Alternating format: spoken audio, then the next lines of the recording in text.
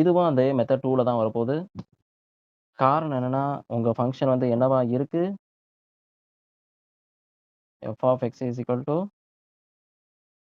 e power 1 by x minus 1 divided by e power 1 by x plus 1 function எடுத்துக்கிறேன்.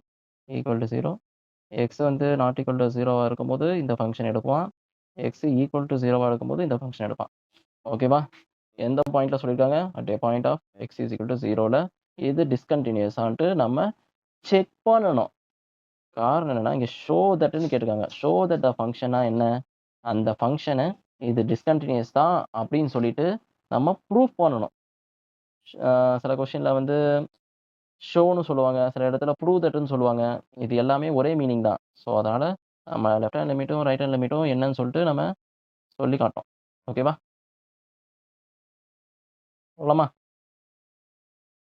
அதே விஷயம் தான். கொஸ்டின பார்த்தோனே நீங்க டைரக்ட்டா e power 1 by x minus 1 இது வந்து ஒரு p பை q ஃபார்மேட்ல இருக்கு. இந்த p பை q ஃபார்மேட்ல இருக்கறனால x நாட் ஈக்குவல் டூ 0வா இல்லாத இடத்துல இவன் எல்லாமே வேல்யூ எடுப்பான். இது ஹோல் ஓவரா இது வந்து கன்டினியூஸா இருந்துரும் அப்படின்னு சொல்ற தப்பு மட்டும் நீங்க செஞ்சீங்கன்னா, அதுதான் தவறான செயலாயிரும். காரணம் என்னன்னா, இப்போ இந்த இடத்துல 1 பை x ஃபார்மேட்ல வருது. ஓகேவா? போன கொஸ்டின்லயும் பார்த்தீங்கன்னா, sin 1 பை xன்னு வந்துச்சு. x இன்டூ sin 1 பை xன்னு வந்துச்சு. அதே மாரி இந்த இடத்துலயும் 1 பை xன்னு வருது. அந்த இடத்துல வரும்போதெல்லாம், மோஸ்ட்டா நான் என்ன left hand limit, right hand லிமிட்ட எப்படி எழுதலாம்ன்னு நான் சொல்லுவேன்னு கேட்டேன்னா, இப்போ போன கொஸ்டின்லயும் பார்த்தீங்கன்னா, x இன்டூ sin 1 பை xன்னு இருக்கு. x இன்டூ sin 1 பை xன்னு எழுதியிருந்தோம். ஸோ, அதுக்கும் நம்ம என்ன ப்ரிஃபர் பண்ணோம்னா, ஃபங்ஷன வந்து அப்படியே லெஃப்ட் ஹேண்ட் லிமிட்க்கு இந்த ஹெச்சா மாத்திருங்க அப்படின்னு சொல்லிட்டு நான் உங்கள்ட்ட சொல்லியிருந்தேன். இப்படி மாத்துறதுனால உங்களுக்கு ஏகப்பட்ட நன்மைகள் கிடைக்கும். இந்த மாரி 1 பை x ஃபார்மேட்ல இருக்கிற கொஸ்டின்ஸுக்கு கன்வீனியன்ட்டா இருக்கும். ஓகேவா? என்னன்னா, லெஃப்ட் ஹேண்ட் லிமிட் எப்படி எழுதுவோம்? h டெண்ட்ஸ் டூ இந்த இடத்துல h டெண்ட்ஸ் டூ இங்க 0ன்னு சொல்றனால f ஆஃப் 0 இங்க வந்து இது லெஃப்ட் ஹேண்ட் லிமிட் தான் எழுதுறேன். அதனால நெகட்டிவ் இங்க எழுதுவோம். ஃபங்ஷனுக்குள்ள எழுதுவோம். -h ஓகேவா? அதுபடி வந்தனா, உங்க ஃபங்ஷன் எப்படி இருந்திருக்கும்? Limit h tends to 0 f of -hன்னு எழுதியிருப்போம். இப்போ f ஆஃப் -hன்னு பார்த்தோன்னா, இந்த இடத்துல என்ன பண்ணுவோம்? ஃபங்ஷன்ல அப்படியே மாத்தி எழுதுவோம். Limit h tends to 0 f of -hனா x இருக்கிற இடத்துல -h எழுதுவோம். அப்போ e power -1 by h -1 divided by e power -1 by h plus 1. So, இந்த 1 பை h ஃபார்மேட்ல இருந்தாலே, இந்த ஃபார்மேட்டுக்கு நீங்க எடுத்துட்டு வந்துருங்க. Left hand limit, right hand லிமிட்ட இந்த இதுல எடுத்துட்டு வந்தா, உங்க ஆன்ஸர் கண்டிப்பா கரெக்ட்டா இருக்கும். ஓகேவா? இப்போ இது என்ன ஆகும்? லிமிட் போடும்போது, லிமிட் h டெண்ட்ஸ் டூ 0 இது டினாமினேட்டர்ல போயிருவானா? e power 1 by h minus 1 divided by e power 1 by h plus 1ன்னு இருந்திருப்பான்.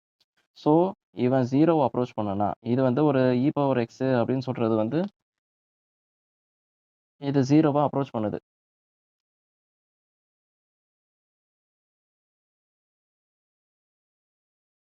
இப்போ இதுபடி பார்த்தோன்னா, லிமிட் h டெண்ட்ஸ் டூ 0வ அப்ரோச் பண்ணும்போது, உங்க ஃபங்ஷன்ஸ் எப்படி இருந்திருப்பான்னா, 1 divided by e power 1 divided by 0 minus 1 direct substitution தான். அந்த விஷயத்த தான் பண்றேன். ஏன்னா இ பவர் ஃபங்ஷன்ஸ் எல்லாமே உங்களுக்கு என்னவா இருக்க போதுன்னா, எவ்ரிவேர் கன்டினியூஸ் தான்.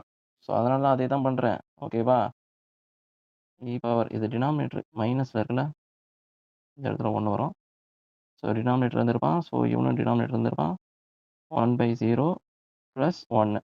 ஸோ, இது பார்த்தோன்னா, 1 பை 0ன்னு சொல்றது வந்து இன்ஃபினிட்டி போயிருப்பான். அப்போ உங்களோட ஃபங்ஷன் இ பவர் இன்ஃபினிட்டி அப்படின்னு பார்த்தோன்னா, இன்ஃபினிட்டி தான் வருவான்.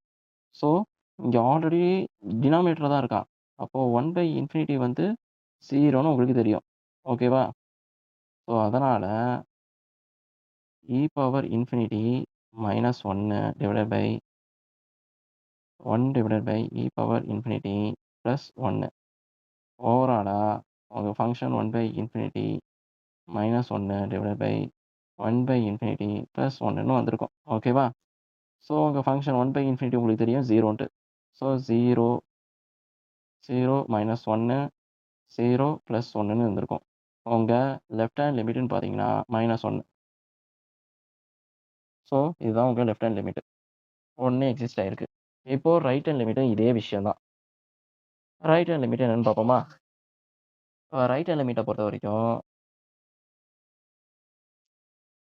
Limit h tends to 0 f of இங்க 0ல அதான் x0ன்னு போட்டிருப்போம். ஸோ ப்ளஸ் hன்னு எழுதியிருப்போம். ஸோ உங்க function limit h tends to 0 left hand லிமிட்னால இங்க ப்ளஸ் போடுறோம். சரி, ரைட் ஹேண்ட் லிமிட்னால இங்க ப்ளஸ் போடுறோம். ஓகேவா? ஸோ f ஆஃப் hன்னு இருந்திருப்பான். ஸோ உங்க ஃபங்ஷன் வந்து எப்படி இருந்திருப்பான்னா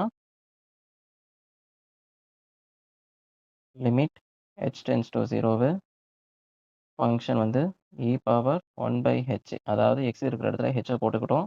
-1 divided by e power 1 by h plus 1ன்னு எழுதிப்போம். ஓகேவா? ஸோ உங்க ஃபங்ஷனை பொறுத்த வரைக்கும் இந்த இடத்துல பார்த்தோன்னா நான் 0வா அப்ளை பண்ணுறேன். h டெண்ட்ஸ் டூ இது ஒரு பாலினாமியல் டைரக்டா அப்ளை பண்ணுறேன். அப்படி அப்ளை பண்ணுறனால எனக்கு என்ன வருதுன்னா, நம்ம எப்பவும் போல e power 1 by 0 minus 1 divided by e power 1 by 0 plus 1ன்னு எழுதிப்பேன். So e power infinity -1 e power infinity plus 1ன்னு வருது. ஸோ உங்களுக்கு என்ன விஷயம் தெரியும்னா, e பவர் இன்ஃபினிட்டி வந்து இன்ஃபினிட்டி தான். ஓகேவா? காரணம் என்னன்னா, உங்க e பவர் x ஃபங்ஷன்ஸ் வந்து இப்படி இருந்திருப்பான். இப்படி இருக்கும்போது, நீங்க இன்ஃபினிட்டி அப்படின்னு சொல்லும்போது, நீங்க பிளஸ் இன்ஃபினிட்டி இங்க அப்ளை பண்ணும்போது, இன்ஃபினிட்டி இங்க எங்கேயோ மேல மேல எங்கேயோ ஒரு இடத்துல போயிருப்பான். So undefine. அன்டிஃபைன்னா உங்களால ஒரு நம்பர சொல்ல முடியாது. அதுதான் இங்க இன்ஃபினிட்டின்னு சொல்றது. ஸோ இவனும் உங்களுக்கு infinity divided by infinity. So இந்த மாரி வரதுனால, இப்போ இது வந்து நம்ம இன்ஃபினிட்டி பை இன்ஃபினிட்டி நம்மளால எதுவுமே சொல்ல முடியாது. ஸோ அந்த ஒரு காரணத்தினால, இத வந்து 2 விதமா இங்க எடுத்துட்டு போலாம். ஒண்ணு எல் ஹாப்பிதால் மெத்தட்ல எடுத்துட்டு போலாம். இல்ல இ பவர் 1 பை ஹெச்ச வந்து போத் நியூமரேட்டர் அண்ட் டினாமினேட்டரால நான் மல்டிப்ளை பண்ணி கூட எடுத்துட்டு வரலாம். ஓகேவா? நான் என்னோட அப்ரோச் வந்து இங்க எல் ஹாப்பிதால் எடுத்துட்டு போலாம். பட் ஆனா ஃபங்ஷன் வந்து இதுவரைக்கும் எல் ஹாப்பிதால் மெத்தட வந்து இங்க கொண்டு வரல. ஸோ அதனால அத யூஸ் பண்ணக்கூடாது. இந்த இடத்துல divided by E power 1 by ஹெச்சால டிவைட் பண்றேன்.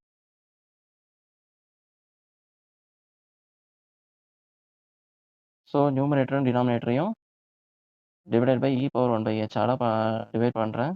ஸோ அதனால limit h tends to 0 E power 1 by H numerator எழுதிறேன். Numerator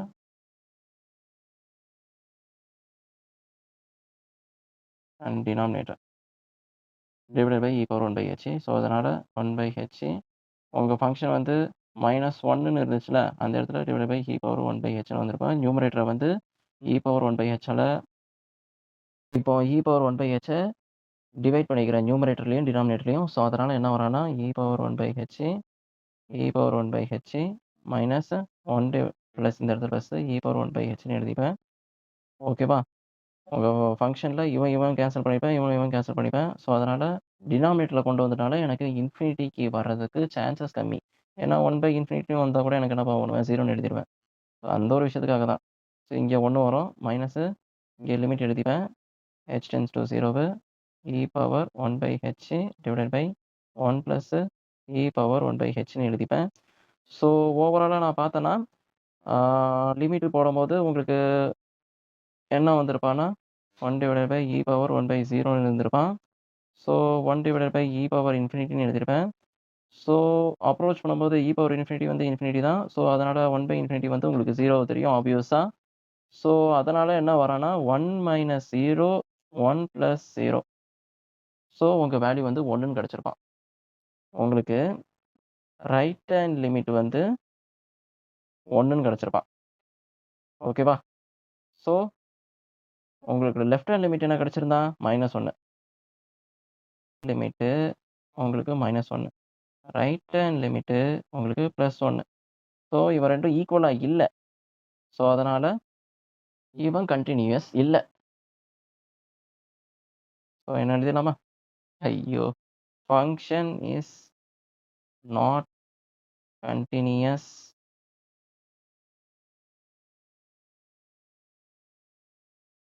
at x is equal to 0. Hence proved. Show தட்ன்னு கேட்டதுனால ஹென்ஸ் ப்ரூவ்டு நம்ம எழுதிக்கிறோம். என்னடா இது! ஒரு கொஸ்டின இவ்ளோ கஷ்டப்பட்டு இது பண்ணுமா? இது வந்து என்சிஇஆர்டி எக்ஸ்பிளானர்ஸ் கொஸ்டின் அப்படிதான் இருக்கும். இதெல்லாம் பார்த்து ரொம்ப டென்ஷன் ஆயிராதீங்க. இதுக்கு மேல இருக்கிறதெல்லாம் ரொம்ப ஈஸியான கொஸ்டின்ஸு. அப்படிங்கிறதுக்குள்ள நீங்க போட்டுருவீங்க. 2023ல ஒரு கொஸ்டின் கேட்டிருக்கான். நீங்க பார்த்தோனே, "என்னப்பா இப்படிலாம் கொஸ்டின் கேட்டிருக்காங்களா?" அப்படின்னு நீங்களே வாயடைச்சு போயிருவீங்க. இது வந்து மெத்தட் 3.